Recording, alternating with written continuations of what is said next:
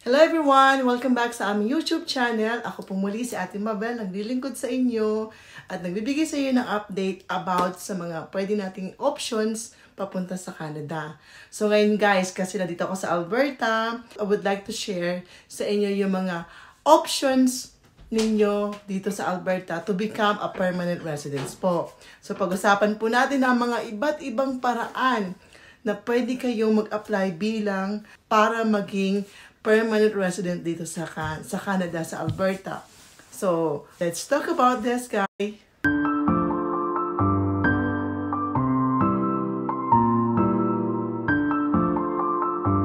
Bago tayo magsimula, kung bago lang po kayo sa aming YouTube channel, don't forget po to like and subscribe po para sa mga iba't ibang mga update ko na i-share sa inyo, okay? And also, follow me sa aking Facebook page, Ate Mabel. Thank you so much!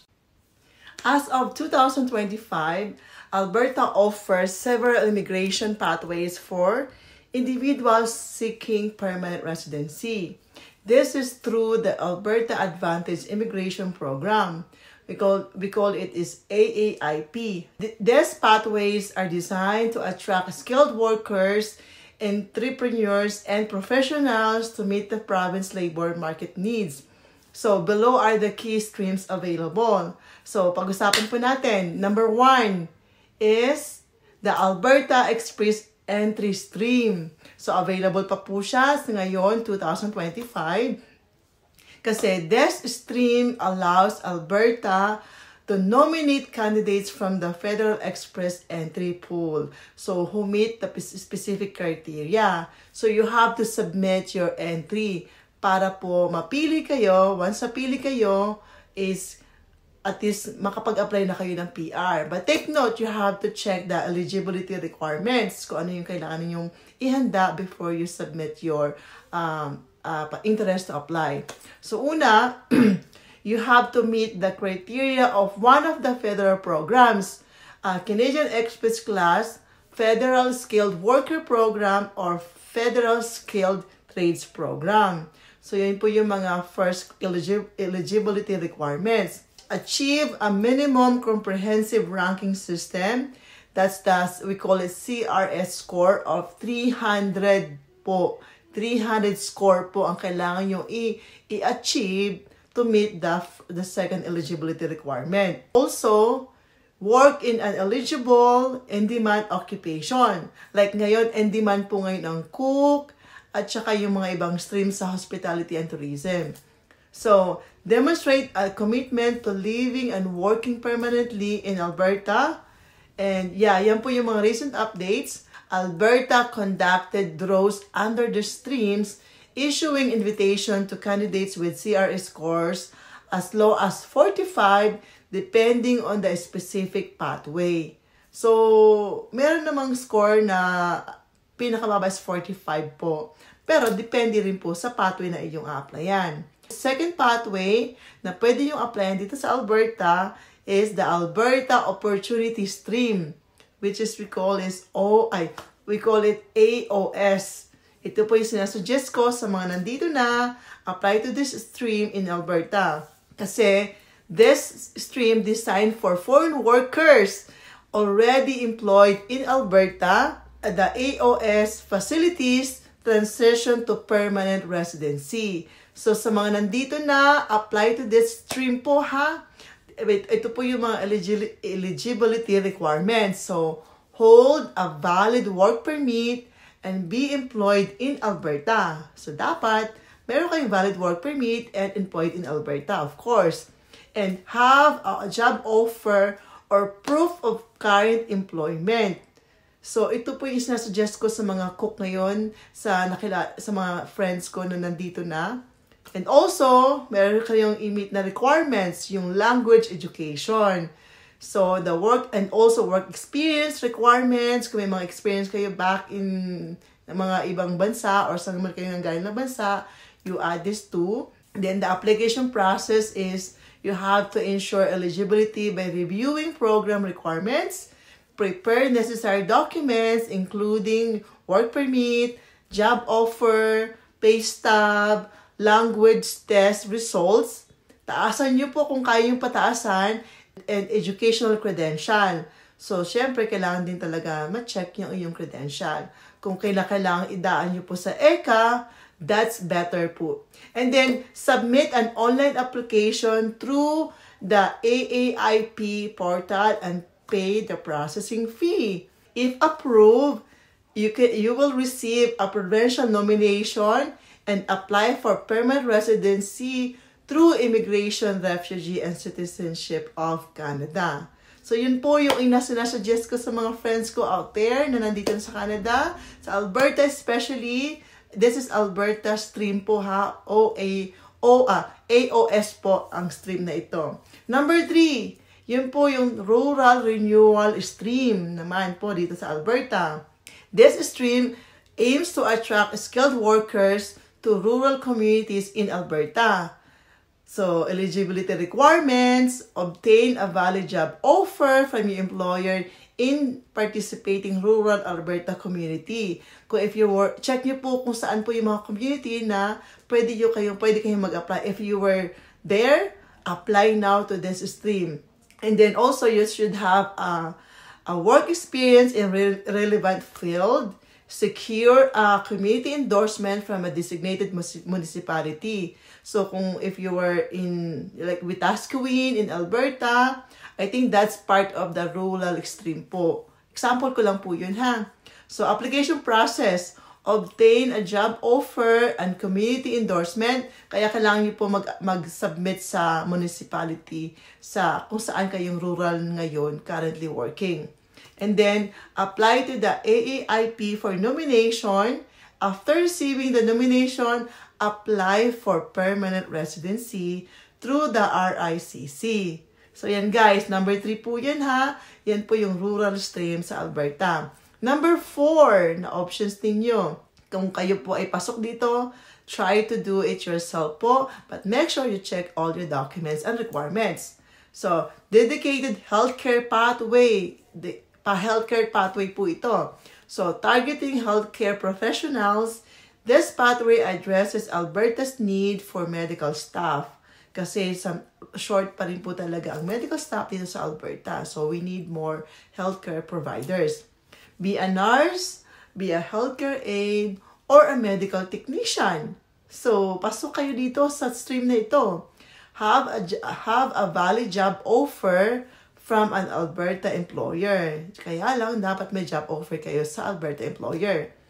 Meet work experience and licensing requirements. Siyempre, kailangan talaga may license kayo to be eligible to this stream. So, the application process po is apply through the Alberta Opportunity Stream or Express Entry Stream under the healthcare. Under the healthcare category po. So, once you apply for this stream, you will receive a provincial nomination and apply for permanent residency through the RICC again. So, yun, dadaan po muna talaga kayo. Send your documentation para ma-nominate kayo to apply for permanent residency. So, ito po yung recent update in early 2025. Alberta issued invitation under this pathway with the CRS scores ranging from 45 to 52. Depending on the specific intake po. Depende po yun ha. So yan guys. So number 5 po na stream dito sa Alberta. Accelerated Tech Pathway. So ito naman po is to aim at tech professionals. This pathway offers expedite processing. So mabilis ang processing po ito. Ang eligibility requirements, have an active express entry profile with the minimum CRS scores of 300. Medyo mataas, pero kaya natin to. Basta mag-i-aim tayo. I-manifest yun lang po ma-reach yung score na yon. So, you should hold a valid job offer or currently working in one of the Alberta's 38 in-demand tech occupation. Ang benefits po nito, fast processing for tech professional, no job offer. Wow, ang ganda ng benefits ha. No job offer required to apply. Direct pathway to permanent po. To permanent residency po, direct pathway po kayo kaagad. So, calling all you guys sa mga IT jobs, sa mga techie dyan na professionals, make sure lang po talaga na sundin nyo po yung mga requirements, i-follow nyo po, check your documents, kung ano lang po ang kailangan, submit all the needed documents, make sure your application is complete before you submit it online. Kasi online lang po ang submission. Yung sa provincial nominee, you have to apply under the provincial nominee first para nomination to to apply for permanent. So, interest to apply muna. Make sure your documents is prepared po. And sana naman po, I feel bad po sa mga kapwa natin na gumagastos ng mahal para lang po talaga ma-PR. Pero, guys, try to make other options if you can do it yourself. Basta sundin nyo lang po ang documentation kasi tayo kaya natin basta hindi tayo nagmamadali sa pagpaprocess ng ating documents. Make sure lang po talaga yung documents natin is double check, triple check, maraming check bago nyo i-submit para hindi po kayo ma-red flag sa IRCC. Kasi once na deny kayo once, twice, mahirap po talaga yon. Ang hirap na po i-defend ang iyong errors sa pag-submit ng inyong application. Kaya I suggest, based on my experience, so far naman sa lahat ng process ko ng mga documentation, wala akong bumalik, wala naman po naging issue. So far, it turns out approved, it turns out good. Kasi inaayos ko talaga mabuti, sinusunod ko talaga yung requirements, step by step. So guys, you can do it also yourself to save money. Kasi ang mahal din po ka ng bayad. Pero if you don't have time, seek for an advice, seek for help. If you have money, you can go to an immigration lawyer or consultant. But kagaya ko, hindi ko kaya, wala akong pambayad. So I do it myself. So I'm so happy na naging ayos naman po ang aking application sa lahat po ng pinasas ko na documents ko. Prayers lang po. Hopefully, lahat po na nandito na sa Canada, sana naman po lahat kayo mabigyan ng chance na maging PR. Kasi ito naman talagang aim natin. Why we here in Canada is to have a better life. I know Canada has an open opportunities for us. Basta lang, wag kayong susuko. Alam ko maraming nega dyan, pero alam ko din, marami naman po nangangarap pa makapunta ng Canada. So, pasensya na po sa mga hindi mo na pinapalad, pero try and apply kasi malay nyo, makakasungkit din kayo ng iyong para sa inyo. God will give you the proper way. God will lead you the way. Kaya guys, nga pala, don't forget to like and subscribe po sa aming YouTube channel.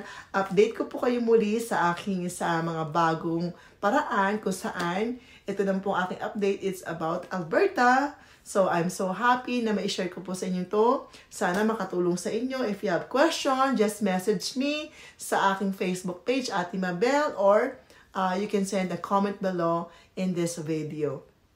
So, thank you so much and God bless sa inyo lahat. Huwag po kayo mawala ng pag-asa. Time will come. God will give you the way, and also prayers lang po talaga. We need that prayers, and you have to manifest kung talagang yun ang gusto nyo, yun ang para sa inyo, ibibigay sa inyo ni Lord. And yeah, God bless. Thank you so much. Thank you for watching. Bye for now.